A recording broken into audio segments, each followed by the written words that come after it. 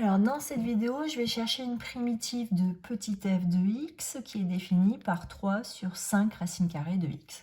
Ce qui va m'aider dans cette fonction, c'est ce racine carrée de x qui apparaît au dénominateur. Je vous rappelle, chercher une primitive de petit f, c'est trouver une fonction grand F qui est telle que lorsque je dérive grand F,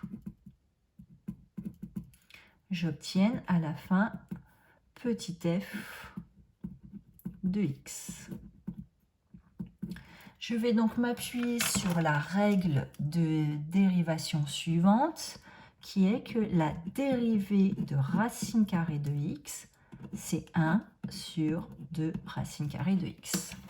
Donc si je veux avoir du racine carrée de x au dénominateur après avoir dérivé petit f, il faut absolument que grand F de x soit de la forme racine carrée de x. Comme ça, quand je vais dériver ce racine carrée de x, ça va me donner 1 sur 2 racine carrée de x.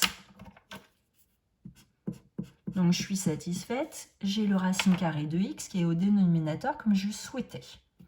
En revanche, maintenant, il va falloir que je trouve par quel nombre je vais multiplier racine carrée de x pour que lorsque je dérive f, grand F de x, j'obtienne 3 cinquièmes fois 1 sur racine carrée de x.